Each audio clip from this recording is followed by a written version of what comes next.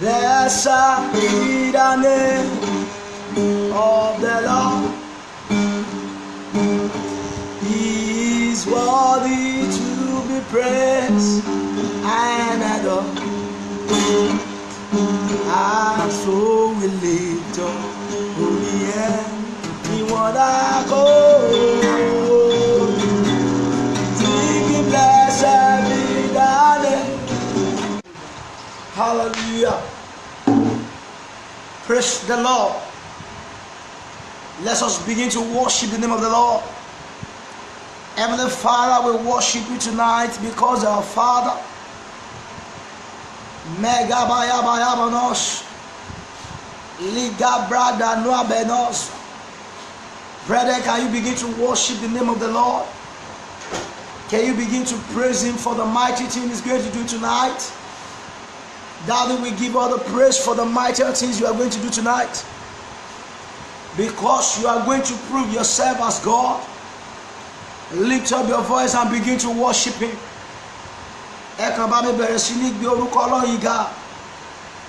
Baba mi adagba mo paro oye. Gbenu wundi asola. Gbenu adelebo sewa. Likubaya banwadas.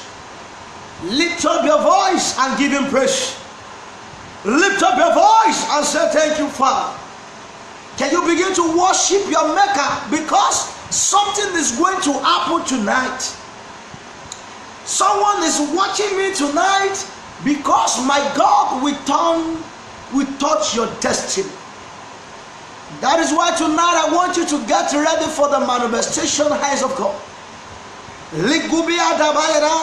Can you just begin to say thank you, Father?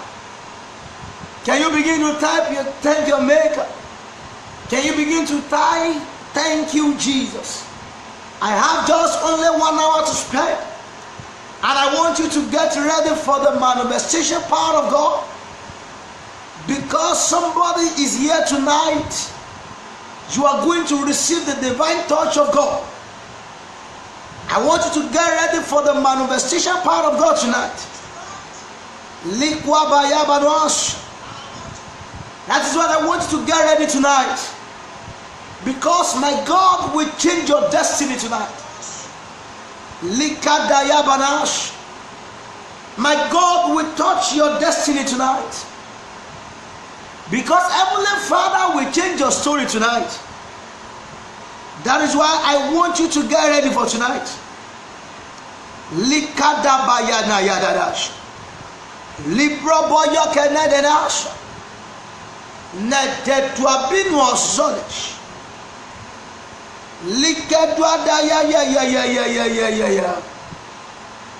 I was saying to somebody tonight, because tonight will be your night of elevation.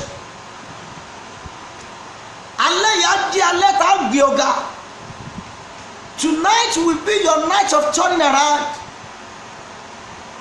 Tonight will be your night whereby your testimony will come to reality.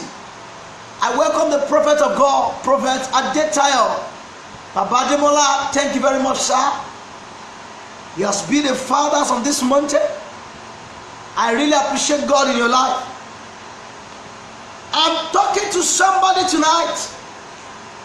Tonight shall be your night of elevation.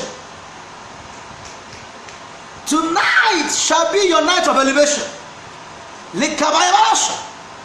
Tonight shall be your night of elevation. I want you to type amen. Yes. Tonight shall be your night of elevation. Tonight will be your night of elevation. Tonight will be your night of elevation.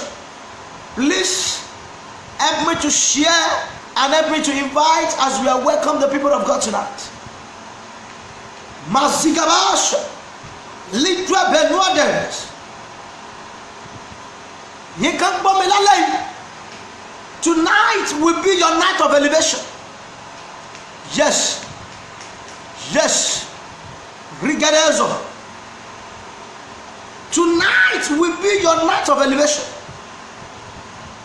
I don't want to know what you are passing through. I don't want to know that thing that has been burdening your mind. I don't want to know that thing that you cannot discuss with other people. And this thing has allowed you to be crying. But I have a good news for you tonight. Tonight will be your night of testimony. Somebody is watching me tonight, and the name that is above all name, you will testify tonight. That is what I want you to get ready for tonight's program. It's going to be a program of divine touch. It's going to be the program whereby your story will change. Brethren, múra lẹ̀ lálẹ́ o, nítorí pé a máa fi ọwọ́ kàn ọ́, nítorí pé a ó yí ìtàn rẹ padà, nítorí pé wà á ní ìbápàdé pẹ̀lú Ọlọ́run. Just help me to share and help me to invite. Help me to share this video and help me to invite. Bá mi invite àwọn èèyàn. Help me to invite them. Tell them to join us. Likadaya bayadadash. Shoti bá mi invite. Help me to invite. Help me to invite. Help me to invite. Help me to invite them one by one. Because I believe the Lord will touch your life tonight. The Lord will change your story tonight. And your life will never remain the same. And your story will never remain the same. That is what I want you to get ready. Láàrin ìṣẹ́jú díẹ̀, mo fẹ́ gbàdúrà fún gbogbo yẹn. Ẹ̀yin mẹ́jọ àkọ́kọ́ tẹ́lẹ̀ kọ́kọ́ ti àmì dà. Lórúkọ Jésù ní alẹ́ yìí wà á rí ọwọ́ Ọlọ́run sàmì. Ẹ̀yin mẹ́jọ ẹni o. Ní alẹ́ yìí lórúkọ Jésù wà á rí ọwọ́ Ọlọ́run. Lè kàdábàràṣù. Lálẹ́ yìí mo ní wà á rí ọwọ́ Ọlọ́run sẹ́. Ní alẹ́ yìí mo ní wà á rí ọwọ́ Ọlọ́run. Lálẹ́ òní wà á rí ọwọ́ Ọlọ́run. Lálẹ́ òní wà á rí ọwọ́ Ọlọ́run. Lálẹ́ òní wà á rí ọwọ́ Ọlọ́run. Lálẹ́ òní wà á rí ọwọ́ Ọlọ́run. Sàmì. Lálẹ́ òní wà á rí ọwọ́ Ọlọ́run. Lálẹ́ òní mo ní wà á rí ọwọ́ Ọlọ́run. Bá mi rí àmì ṣe o. Èyí tẹ́tà fún láǹfààní láti ṣe àmì. Lálẹ́ òní wà á ní ìgbédìde likedwabinanash. I welcome the apostle of God, Apostle Oloruntola Ibidapo. You're welcome, sir. Mo ní ní alẹ́ òní bàbá mi ó fa owó ẹ̀ sókè. Riketwabinazọ. Ní alẹ́ òní yẹ̀yẹ́ rẹ yóò da yẹ̀yẹ́. Samuel, ní alẹ́ òní bí Olúwa mi ti ń bẹ tí ẹ̀mí ń bẹ láàyè á pa ọ́ lẹ́rìn ayọ̀. Múra lẹ̀ o, torí tí n bá wọnú àdúrà tán níwọ̀n ìṣẹ́jú díẹ̀ tá fún mi lálẹ́ yìí mo fẹ́ bọ́ sọ̀rọ̀ àti ń bá bọ̀ ti pẹ́ wípé ìgbédìde Ọlọ́run. Olùfẹ́, níjọ́ tọ́lọ́ bá dìde nítorí ọ̀rọ̀ ayé rẹ á nítumọ̀. Níjọ́ tí Ọlọ́run bá dìde nítorí ìrìnàjò rẹ á nítumọ̀. Níjọ́ tí Ọlọ́run bá dìde nítorí tó ń là kọjá gbọ́n mi ohun gbogbo àtẹ̀ padà dọ̀tun. Mi wá mọ nǹkan tó fẹ́ kọ́ náà wọ́n dìde fún. Ẹ̀yin kan gbọ́ mi lálẹ́ yìí. Ayérayé ní kí n sọ fún ọ pé ní nítorí àyànmọ́ rẹ, nítorí ìlàkọjá rẹ, Ọlọ́run dìde fún ọ. Sami mẹ́jọ akadàbọ̀ yẹn nana sùn. Àní nítorí àyànmọ́, nítorí tó ń là kọjá, nítorí táyé fi ń gbẹ̀gàn rẹ yẹ, wọ́n ti wò pé kí ló fẹ́ mú bọ̀ bẹ̀, wọ́n sì ti wá rò pé sa ló fẹ́ dìde ràn lọ́wọ́. Ẹnìkan ń gbọ́ mi lálẹ́ yìí, Olúwa ní kí n sọ fún ọ pé nítorí ayé rẹ, bàbá mi dìde, bàbá dìde, mo lè ríṣẹ́ o, bàbá dìde o, mo lè ríṣẹ́, bàbá dìde, mo lè ríṣẹ́ o, bàbá dìde o, mo lè ríṣẹ́. Ìlérí tó ṣe fún mi nínú ìwé mímọ́, ìlérí tó ṣe fún mi lójú alámì o, ìlérí tẹ́ ṣe fún mi látẹnu ìránṣẹ́ yìí wá o, bàbá dìde o, mo lè ríṣẹ́. Olúwa nílò láti dìde nítorí ayé rẹ sà. Olúwa nílò láti dìde nítorí ayé rẹ màmá. Ó di ọjọ́ tó lọ bá dìde kẹ́rì ò tó farahàn. That is why tonight God need to arise concerning your case. God need to arise concerning your case. That is why you need God intervention. That is why you need God to involve. Ẹ̀yin kan gbọ́ mi lálẹ́ yìí. Ayérayé ní kí n sọ fún ọ pé láti alẹ́ yìí lọ ogun jíjà rẹ tán. Samuel likwaba yabanana hezikwa benwa nenesu. Alẹ́ yìí kan fún àǹfààní láti máa gbọ́ mi lálẹ́ yìí. Ayérayé ní kí n sọ fún ọ pé afasogun rẹ yára. Mi ò fẹ́ mọ̀ tó lè máa là kọjá o, mi ò fẹ́ mọ̀ rúgbò tó lè wà. Gbọ́ mi, gbogbo ìwọ tó láǹfààní láti máa gbọ́ mi lálẹ́ yìí, gbogbo ìwọ tó ti lálàá wípé o wà ní hòhò rí,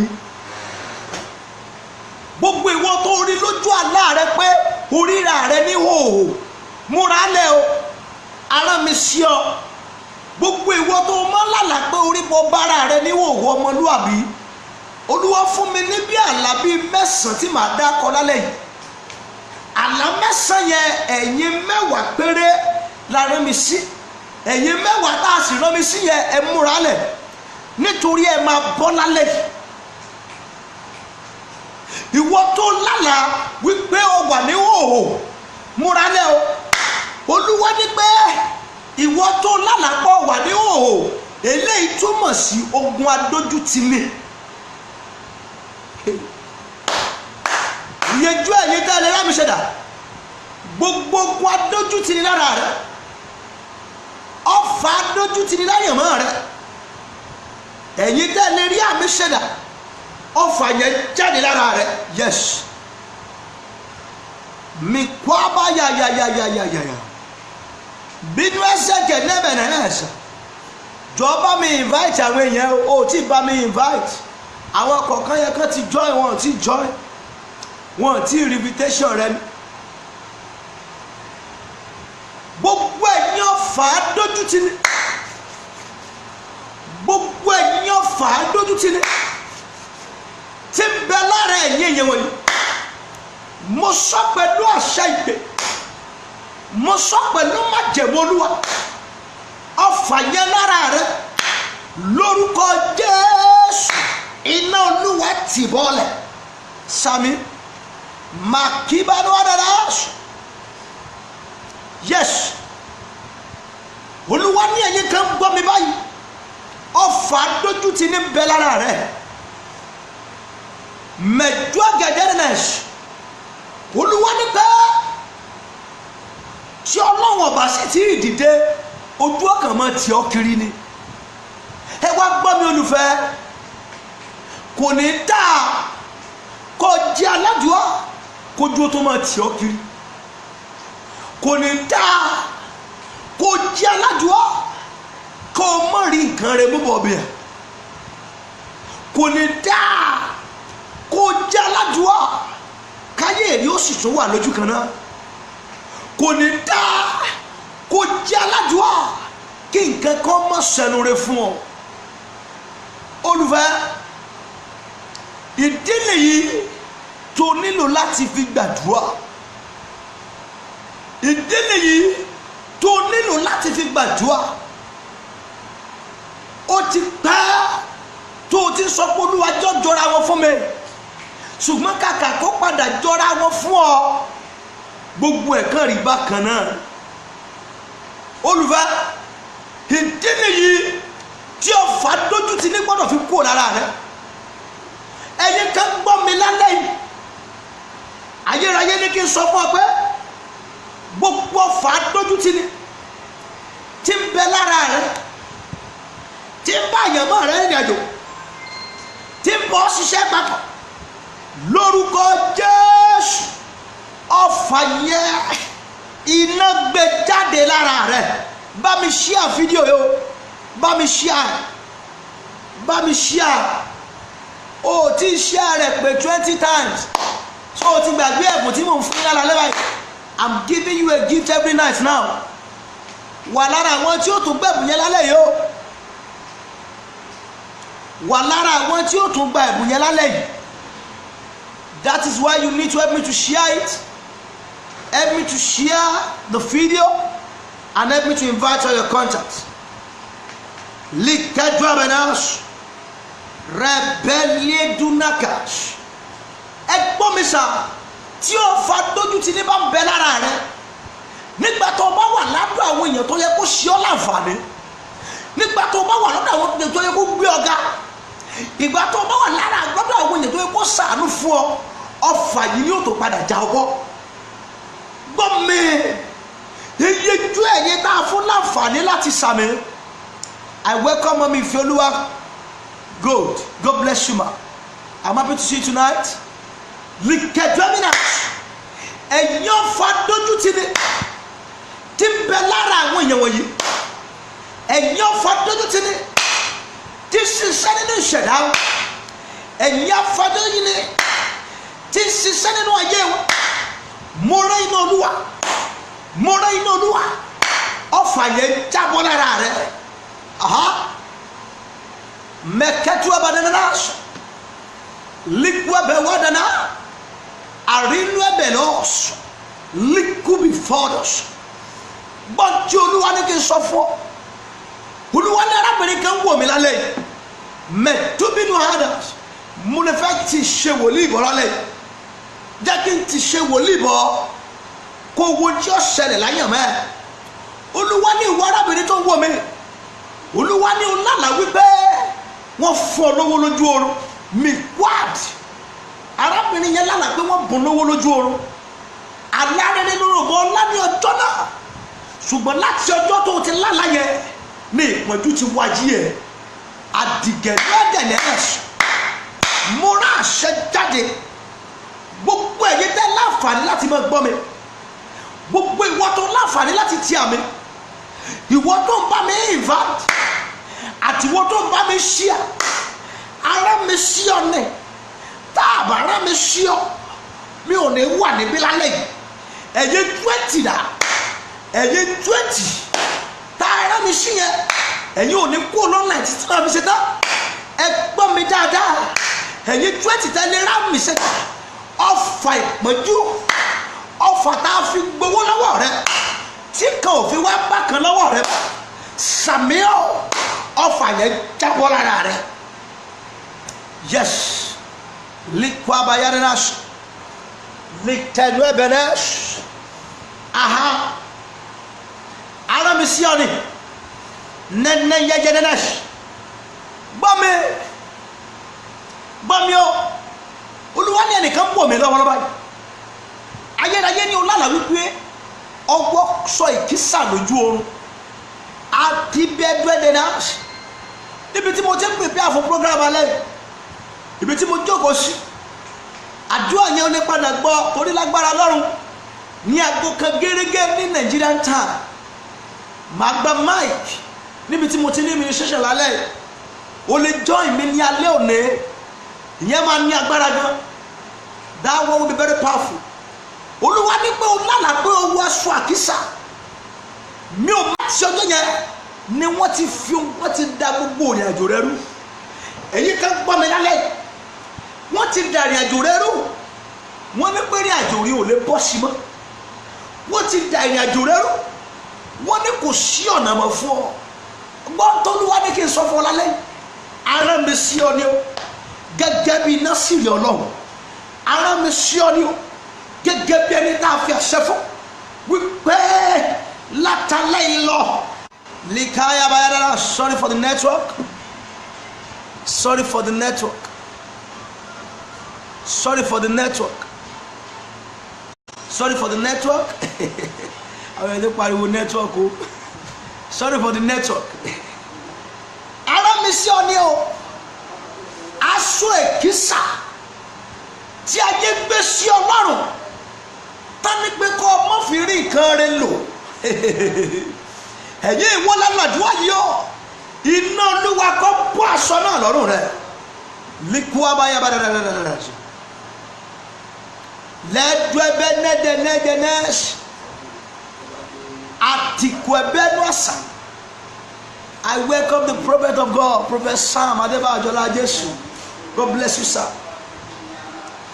Miss Bonwadas. Ayera missione.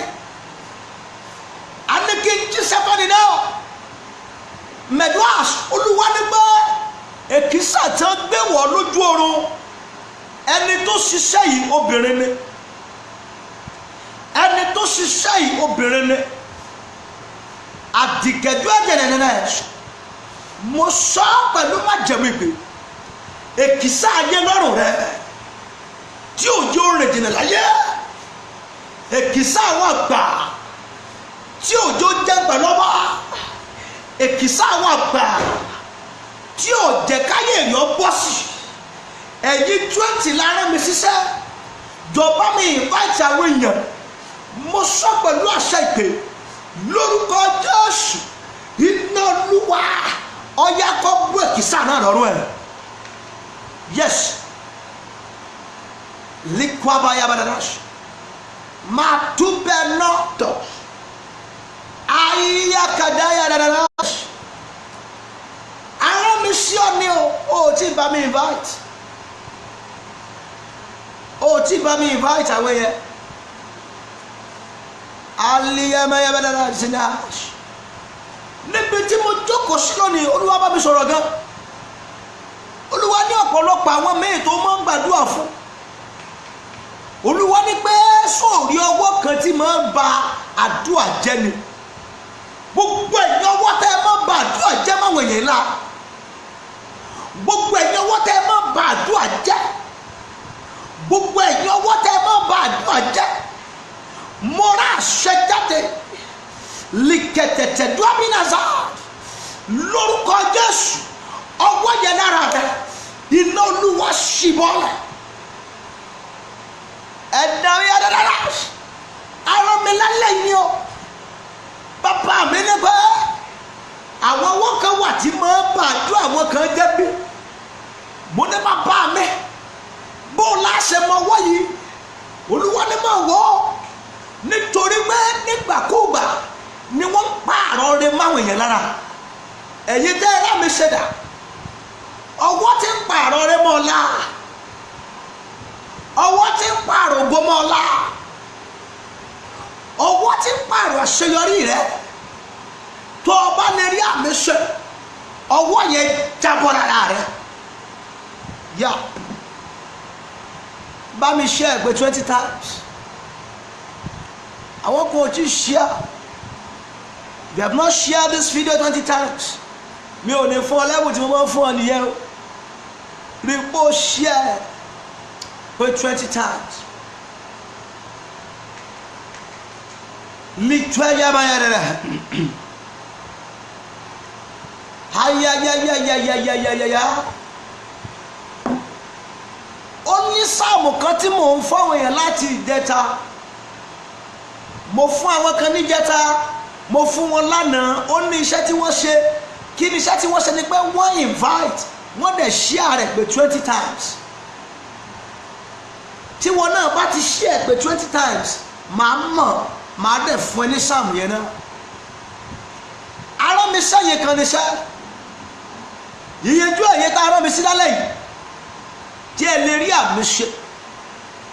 Ẹ gbọ́ mi olùfẹ́, bàbá mi lẹ́nìkan wò mí lálẹ́ yìí. Olúwa ní pé o mọ́ lálàpọ̀ jẹ lójú oúnjẹ kan wà tó jẹ rí sẹ́kù, olóko bá ìrìn àjò rẹ. Mi kọ́ ẹ bẹ́ yàrá ẹ̀yin májèlé àtijọ́, ẹ̀yin ojú oorun àti ìpìlẹ̀, ẹ̀yin ojú oorun ìpìlẹ̀ tí ń jẹ ayé àwọn èèyàn lógun. Lórúkọ Jésù, iná Olúwa ṣì bọ́lẹ̀. Leos ní kwaba yabana wo mi ò ní pẹ́ random. Ó di aago kan lóru ká tó pàdé. Join the program by 1 a.m. in Nigerian time. It's going to be very powerful.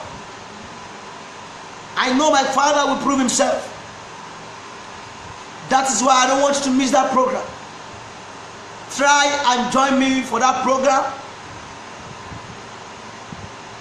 It's going to be a powerful program. Múralẹ̀, mo ti palẹ̀ ọkàn mi mọ́, ẹ̀mí mi mọ́ wọlé.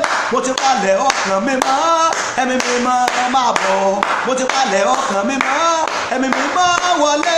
Mo ti palẹ̀ ọkàn mi mọ́, ẹ̀mí mi mọ́ máa bọ̀.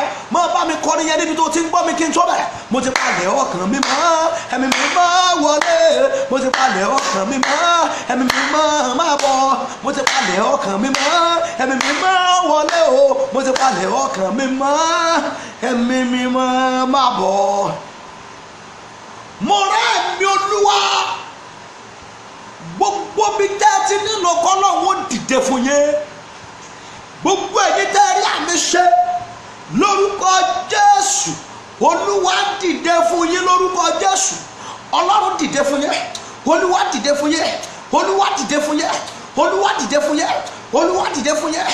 Olúwa dìde fún yín. Olúwa dìde fún yín. Olúwa dìde fún yín. Olúwa dìde fún yín. Can you begin to say, God arise? God arise and answer my prayer. Can you begin to type that? Heavenly Father, arise and answer my prayer. Heavenly Father, arise and answer my prayer. Ayérayé dìde kó dáhùn àdúrà mi. Ọlọ́run dìde kó dáhùn àdúrà mi. Lìkẹ̀dúrà bí nàná. Dáàdi múre wá ń wo mi tí mo bọ̀. Ọlọ́run dìde dáhùn àdúrà mi. Lìkọ́ bí nàná. Olúwa dìde dáhùn àdúrà mi. Àdìgẹ̀nú ẹ̀bẹ̀ náà. Olúwa dìde dáhùn àdúrà mi. Can you begin to tell that?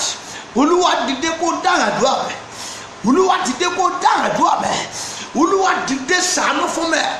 Olúwa dìde ṣàánú fún mi. Daddy, arise. Yes, God bless you. God bless you. Olúwakẹ́mi. God arise and answer my prayer. God arise and put end to my suffering. God arise and answer my prayer. God arise and answer my prayer. Yes. Likadaria banua kenezo.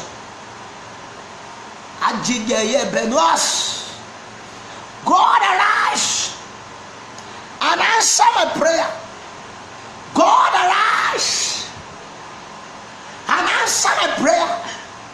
Olúwa dìde kó dáhùn àdúrà mi. Ayérayé dìde. Olúwa mi dìde o. Ọba ìmọ́lẹ̀ dìde o. Ẹ ṣáà sọ̀rọ̀ mi. Olúwa dìde. Ayérayé dìde o. Olúwa mi dìde. Ẹ ṣáà sọ̀rọ̀ mi. ayérayé dìde ọba ìmọ́lẹ̀ dìde o adimẹwẹ mẹgbẹdẹ bẹyọ bẹwẹ nàmi ayẹyẹ adiwẹbẹ sọmi ẹbọyọ bẹgbẹ nẹbẹ nuadẹ yaba nuadẹ Ọlọ́run mi dìde o Olúwa mi dìde fún mi o ẹ sáyìn sọ̀rọ̀ mi Olúwa mi dìde ayérayé ńlá nínú àwọn ọ̀run ẹ̀mí àwọn wòlíì o Ọlọ́run bá mi Mustapha mi kwebe weye menu abaya nanene ya adimewe benu ase egede ye benu adayede Olúwa mi dìde o Olúwa mi dìde o ẹ sáyìn sọ̀rọ̀ mi ayérayé dìde ọba ìmọ́lẹ̀ bá dìde o Olúwa mi dìde o ẹ sáyìn sọ̀rọ̀ mi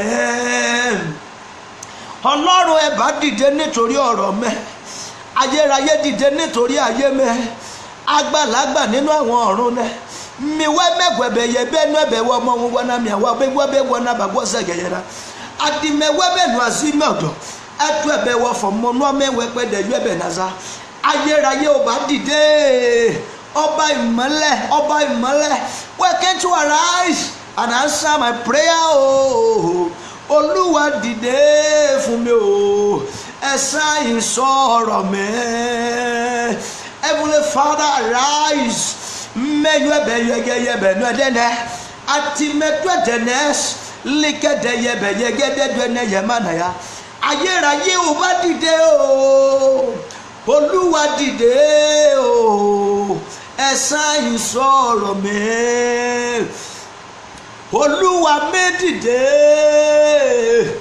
ayérayé ńlá nínú àwọn ọ̀run ẹ dìde alikede be ye be no agede ye de naza ayérayé ńlá nínú àwọn ọ̀run o Ọlọ́run kìkìdá agbára Ọlọ́run kìkìdá ìyìn Ọlọ́run kìkìdá ògo bàbá mi tí ń gbé nínú jùgbùjùgbù ọ̀run atẹ́rẹ̀rẹ̀ kárí ayé Ọlọ́run tó ń fọ́n tó sọ bẹ́ẹ̀ mi wẹ́nẹ̀ mọ́mí Bọ́lájí Festus I welcome you tonight mazubi ekede yebe nuasa adimẹ̀wẹ̀ mẹ́pẹ̀dú ẹ̀bẹ̀ ọbọ̀nà mẹ́pẹ̀dú ẹ̀yẹ́gẹ́nẹ́ àjìgẹ́nú ẹ̀sẹ̀ ọsọ mẹ́mẹ́mẹ́ mẹ́lẹ́mẹ́mẹ́mẹ́kẹ́nẹ́bẹ̀ wá ẹ̀dú ẹ̀bẹ̀ wẹ̀mẹ́wá ọ̀dọ́ mẹ́gbẹ́jọ̀gbẹ́ jùgbẹ́bẹ̀ wà nazi adẹ́nẹ́nẹ́bẹ́kẹ́ Olúwa mi dìde o Olúwa mi dìde fún mi o ẹ sáyìn sọ̀rọ̀ mi ayérayé ẹ bá dìde nítorí ọ̀rọ̀ mi àgbàlagbà nínú ọ̀run ẹ bá dìde nítorí ọ̀rọ̀ mi bàbá mi tí ń gbé ní jùgbùjùgbù ọ̀run ẹ dìde nítorí ọ̀rọ̀ mi ẹ dìde nítorí ayé mi o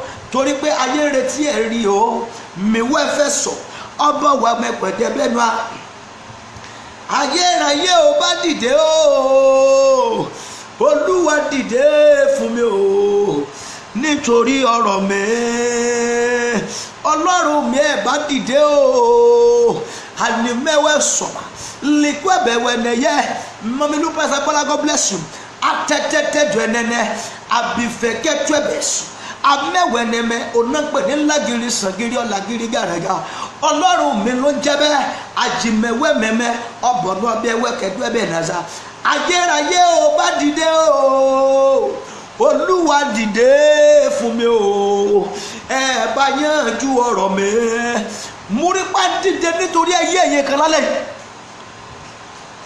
ayérayé dìde nítorí ayé kan lálẹ́ yìí à ń gbé ìrànlọ́wọ́ dìde nítorí ayé kan lálẹ́ yìí níbi tá a ti rò wípé wàá padà ṣẹ̀sìn bọ̀ mo lè rí pé ayérayé dìde nítorí rẹ ìrànlọ́wọ́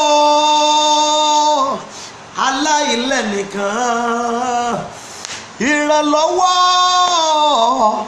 aláìlẹ́nìkan o ayé retí ẹlẹ́yà mi o ẹ dìde nítorí ọ̀rọ̀ mi líkwá bayabayayayayaya ẹ̀dẹ̀dẹ̀dẹ̀nu ọ̀gẹ̀dẹ̀nẹ̀ sọ abẹ́yẹnẹyẹna àtìmẹ́nu ẹ̀bẹ̀nu ọ̀sọ́ ẹ̀bẹ̀ fọbọyọ gẹ̀dẹ̀ yẹ́dẹ̀yẹ gẹ̀nà yàrá ẹ̀yẹ bá rú ọ̀bẹ̀nu ọ̀sùn mẹ́nẹ yẹ̀bẹ̀nu ẹ̀dẹ̀ thank you Father thank you Father Thank you, Father. Ayérayé ní ẹnìkan gbọ́ mi lálẹ́ yìí. Mo rí pé àwọn kẹ́lì dẹ̀ gbéwèé wá fún ọ ní Trabinas. Olúwa ní níbi tó ti rò wípé kí ni ó padà jáde ń bẹ̀. Ẹ lọ kọ́lẹ̀. Olúwa ní pé wọ́n dẹ̀ sáìn ẹ̀ fún ẹ pé máa lọlé láyọ̀ àti àlàáfíà nítorí pa dá ọ láre. Ẹ̀gbọ́n tí ayérayé wí, bàbá mi ní pé ẹnìkan bẹ́ mi ní ojú àlá rẹ, wọ́n pè wọ́n pé kó wá múlẹ̀ lìkwábẹ̀náṣ. Olúwa ní ìwọ tó múlẹ̀ lójú àlá, wọ́n ti fi ọ́ sínú ìdí ayérayé o. Mo rí pé wọ́n fi ọ́ sínú ìdí ayérayé. Likwabeye Ketebinas. Ẹni yẹn nílò láti gbàdúrà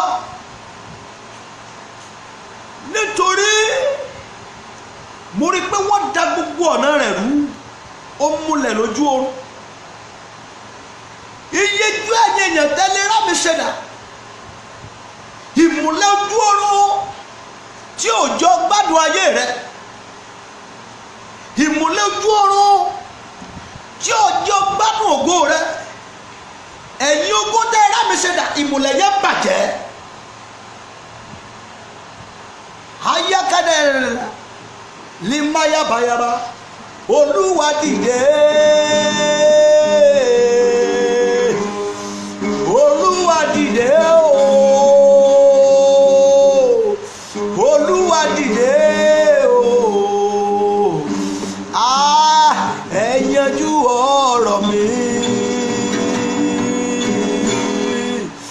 Olúwa dìde, ayérayé ńlá nínú àwọn ọ̀run, mẹ́yẹ́bẹ́gbẹ́yẹ́bẹ́yẹ́bẹ́yẹ́bẹ́yẹ́bẹ́yẹ́bẹ́yẹ́ àti mẹ́gbẹ́bẹ́nu àti báyàbáyàgádà. Olúwa dìde o, Olúwa dìde fún mi o, ẹ yanjú ọ̀rọ̀ mi. Má sọ báyàbáyàdá. Sí ọ̀nẹ́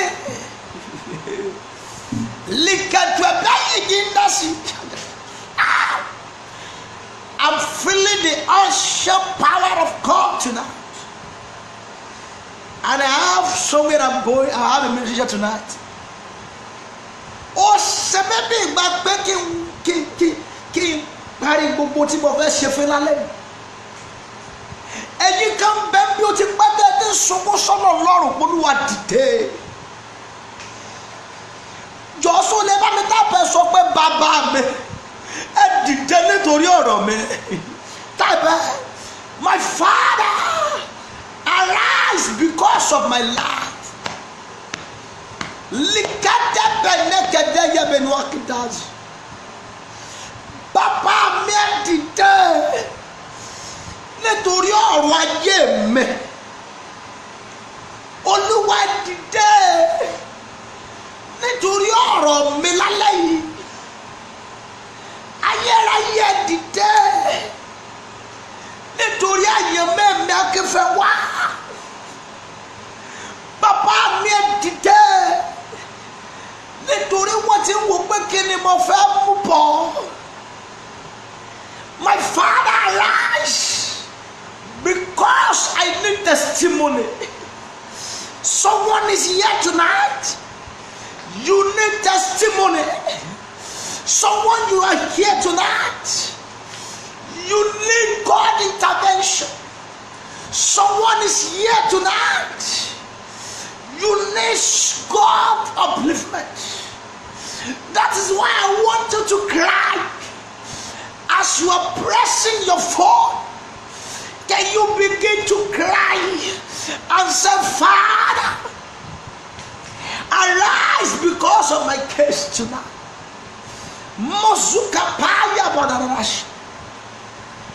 Heavenly Father, why can't you arise?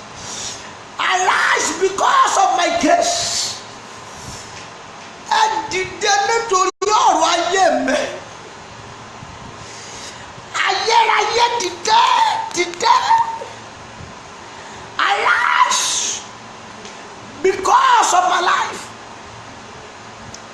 Arise because of my life. I need your intervention. I need your intervention. Why can't you cry unto God? Why can't you say, Father? The only man that can allow you to win the battle is Jesus.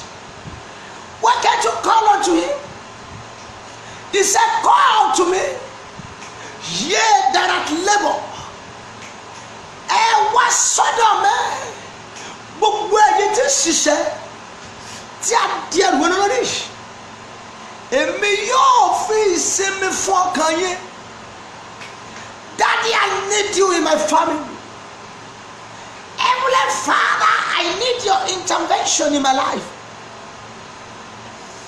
Those of you that you need the intervention of God, where can't you cry and say, Father, intervene?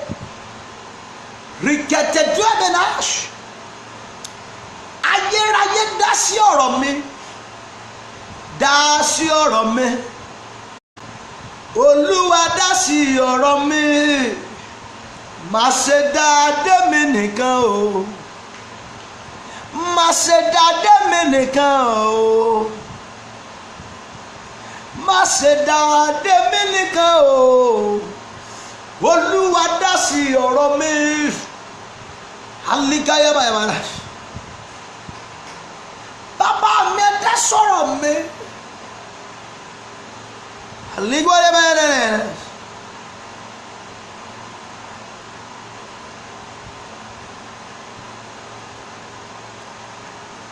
Masuka bayabara. Ẹ dá sí ọ̀rọ̀ mi Olúwa.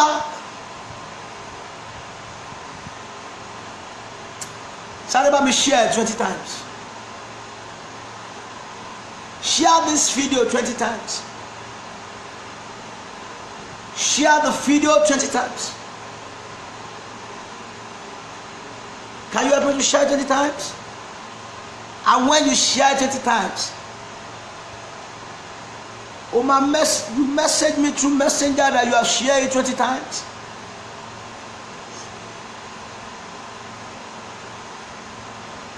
Share it 20 times.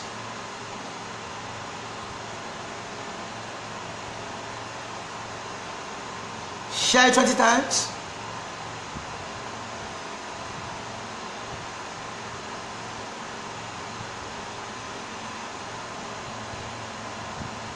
Hali kwa bayadadash. Mawa bragadabo shayadanash. Ẹnìkan wò mí lálẹ́.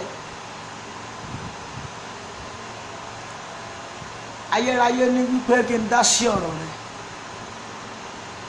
Ẹnìkan ń gbọ́ mi lálẹ́. Ayérayé ní pé kí n dá sí ọ̀rọ̀ rẹ̀.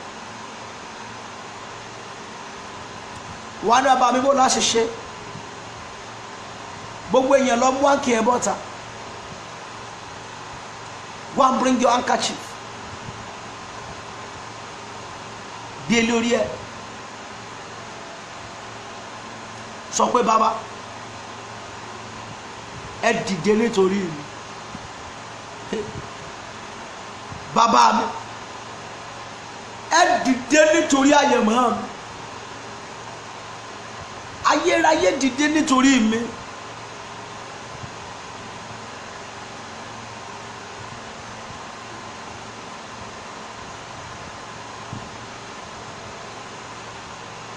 Ayérayé dìde nítorí mi.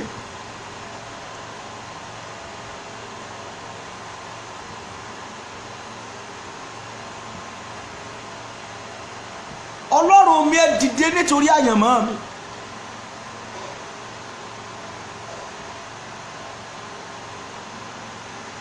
Bàbá mi ẹ dìde.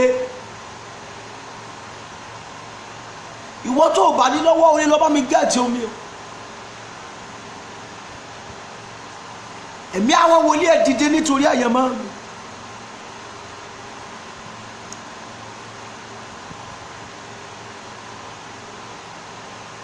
ẹ dìde, ẹ dìde, ẹ dìde.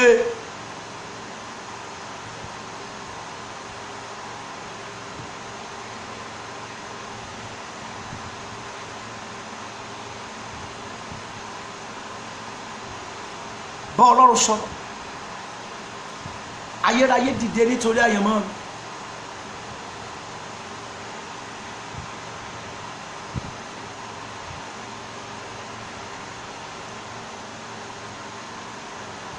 Dìde nítorí àyànmọ́ mi. Jésù Olúwa wa. Wo, mo fi Ọlọ́run bí olùfẹ́. Darapọ̀ mọ́ mi ní aago kan òru ní Nigerian time.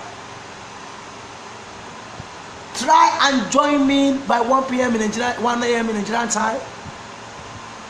It's going to be very powerful. Try and join me 1 a.m. in Nigerian time. Waderi Ọlọ́run. I want to go and prepare for tonight's program. Jẹ́ kí n súre fún ẹ. Yóò dára fún ẹ. Wàá rí àánú gbà. Ọkàn rẹ ó balẹ̀. Ayé ò ní rí ọmú.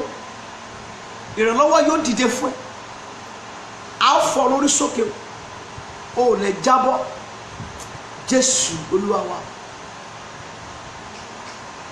Sórí alẹ́ ọ̀la ó máa ní agbára gan.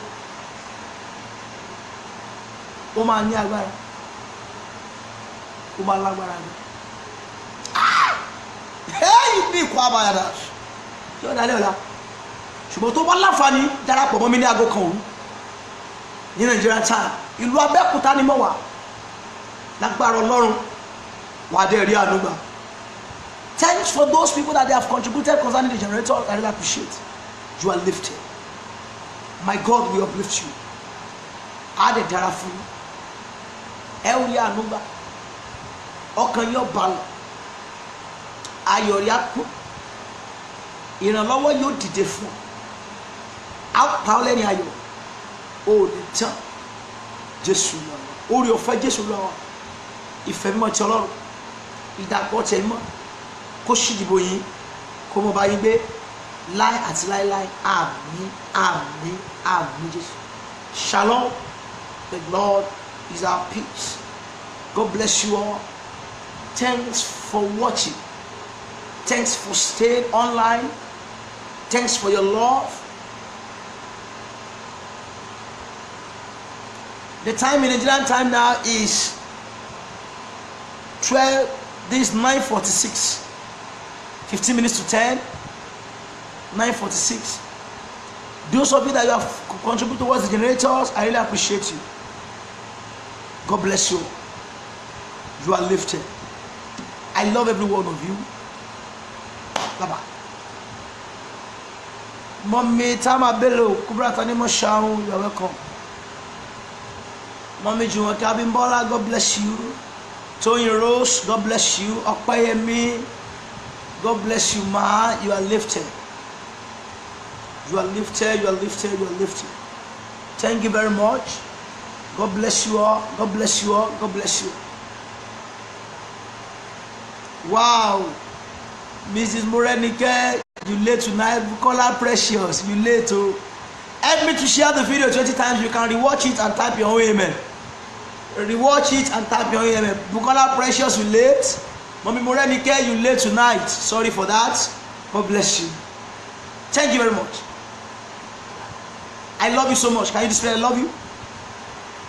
I love you so much. Wow, Daddy, me, my father in New Jersey. Daddy Aremu Fashanu, God bless you, sir. God bless you, sir. Rewatch it. God bless you. God bless you all. Baba. I love you. Daddy Babatunde.